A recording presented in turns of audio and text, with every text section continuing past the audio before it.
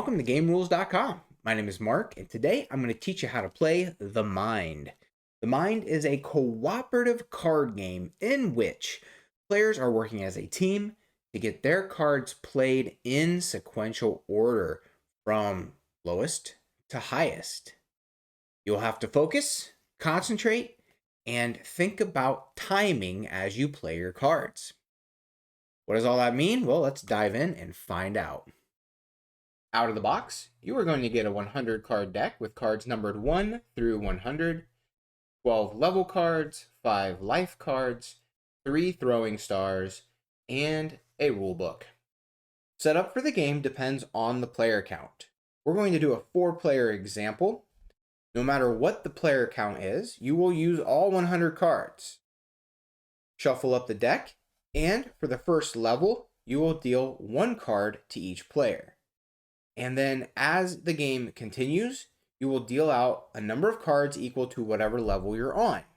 So if players succeed in level 1, they'll move on to level 2, and they will get dealt 2 cards at the beginning of that round. Once you've dealt the cards, put the rest of the deck off to the side, but keep it close because you will be using it throughout the entire game. For this game, you are all on a team, and you are trying to work together to play all of your cards to a discard pile in ascending order. So, with that, you are not allowed to communicate in any way. You cannot let your fellow players see what cards you have. You cannot give hints for what cards that you have. Continuing setup, you will have a pile of level cards, and this is simply an indicator as to what level you are on. For a 4-player game, you will try to get through 8 levels. For a 3-player game, you'll try to get through 10 levels. And for a 2-player game, you'll try to get through all 12 levels. Any level cards that are not being used can be placed back in the box. In a 4-player game, the team starts off with 4 life cards. These are essentially redo cards. If you mess up as a team, you lose a life, and you will keep playing until you've lost your last life. For a 4-player game, you will start with 4 lives, a 3-player game, 3, and a 2-player game, 2. Finally, we have the throwing star cards. Throwing stars are sort of a way to help the team move forward in the game. When a throwing star is used, each player will get rid of their lowest card from their hand. And those cards will be shown face up, which is sort of a way to communicate what cards are now out of play and narrow that playing field down a little bit, making the level easier to get through. We'll see how that works here in a moment. Unused throwing star cards and unused life cards are placed off to the side, but they might still be used during the game because as you progress through the levels, when you complete some of the levels, you get a prize. So as you can see, when you beat level 2, you get to add a throwing star to your throwing star pile. And when you beat level 3, you get an extra life, and so on and so forth through the game. So for level 1, each player has been given 1 card, and the object of the game is for all of the players to get rid of all of their cards in the correct order without communicating whatsoever. And there is no turn order. So everybody just sort of feels out when they are supposed to play their card. When players are ready to begin, they will show this by placing their hand face down on the table. This is the moment that everybody gets in sync with each other. So each player will have their cards in one hand and their empty palm face down. And then, once all the players remove their palms from the table, the level begins. Players must always play the lowest card from their hand. Whoever thinks that they have the lowest card will go first. So let's say our player here on the left thinks they have the lowest number, although this is a tough start because 40 is kind of right in the middle. So they play it to the table. If that was incorrect, the level would stop and that mistake would have to be rectified. And I'll show you how that works here in a moment. But for now, let's say they were right. Well, we've got a 43 and a 46, which is really tough. But let's just say 43 gets in there faster, and then 46 realizes they need to get theirs down, And then our final player knows they're the last card, so they play their 73. Notice that there is no turn order here. Cards are played based on how the players feel that whether or not their cards are next in line. You don't just go around the table. So for this first level, the team was successful. They played their cards in ascending order from 40 up to 73. Let's go ahead and move on to level 2 and see what else you can do during this game. Set up for level 2, you will take the cards that were played and shuffle them back into the deck of 100. So here we have level 2 set up. Each player is dealt 2 cards. And again, each player puts their hand on the table. And once the hands are removed, players are focused and the level may begin. Our player at the top of the screen feels as if they have the lowest card, so they go ahead and play their 6. And then from there, whoever has the next lowest card or thinks they do will play theirs. So let's say this player has their 18 played. Now, as the game progresses, if anyone at the table feels like concentration and focus amongst the group is being lost, they can say stop. So here we're at a tricky point. Some people may have felt too much time has gone by, or they might have felt like the group is out of sync.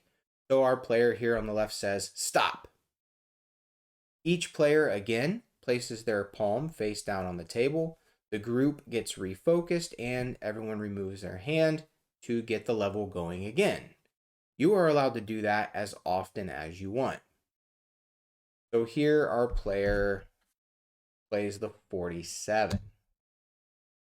And their hunch was right. They did have the next lowest card. So what happens if a card is played out of order? So let's go ahead and say a few moments passed since the 47 was played, and that same player thinks that their 67 is next. So they play it to the pile. As you can tell, that is wrong. 63 is the next card that the team has. So this player, the player who actually had the next lowest card, would pause the game. They could just simply say pause or wait or that was a mistake. When this occurs, the group loses one of their lives immediately. If they still have lives left, they can continue playing. If that was their last life, then the game ends there immediately. Any cards that were lower than the one played are removed and set aside. Everybody at the table refocuses by placing their hand palm down and removing it to begin the level again. Play continues from where it was left off. From this point, we would see maybe 79 is played, and then 96, and then 98. And let's say they won. They completed the level. Even though they lost a life, they still finished. Level 2 was defeated, so they win a throwing star. And we move on to level 3.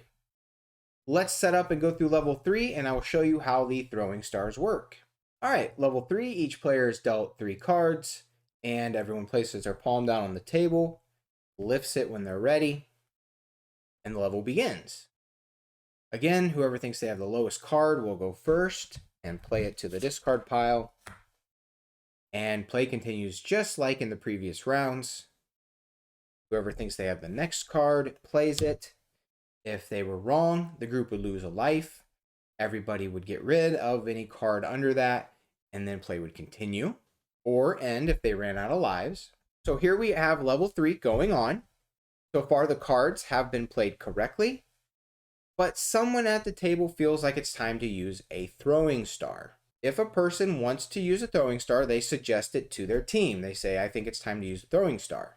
If everybody agrees, then that top throwing star is added to the pile and possibly brought back into play later. And every player will get rid of their lowest card. So our player at the bottom of the screen would get rid of their 22.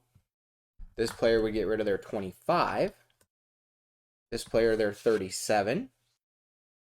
And this player their 34. The cards are placed off to the side and face up for everyone at the table to see. Once the throwing star has been deployed and that layout of discarded cards has been put into place, everybody refocuses by putting their hand face down on the table and lifting it to begin the level up again. And whoever thinks they would go next plays their card, and so on. Obviously, the throwing star is a way to get rid of a card from your hand. So if you only had one card left and the throwing star was played, you would discard that card. And play like that continues until you as a team either lose all of your lives or you complete the final level in the level stack. Once you have beat the final level, you can continue the game in what is called blind mode. So you would reset the level stack to level 1, and you would continue the game with however many throwing stars and lives you had at the end of that final level. So you do not reset these two stacks. To play the game blind, instead of playing cards face up to a discard pile, you are playing them face down. So let's just say we play everything perfectly, 64, 77, 92, and 99. At the end, when everybody has played their cards, you go back through and check the pile. Any mistakes cost the team a life.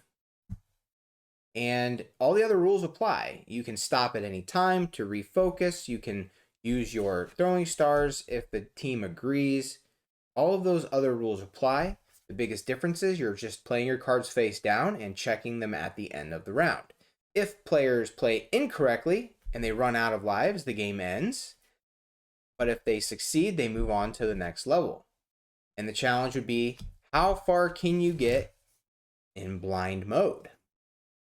Getting to the final level in blind mode would be a perfect victory. And that's how to play the mind. If you'd like to learn how to play more card games, I got a playlist for you right here. And if you found this video helpful, please be sure to subscribe, ring the bell, give a thumbs up to the video, and leave a comment down below. All of those things really help us out. Thank you so much for watching, and until next time, keep on playing.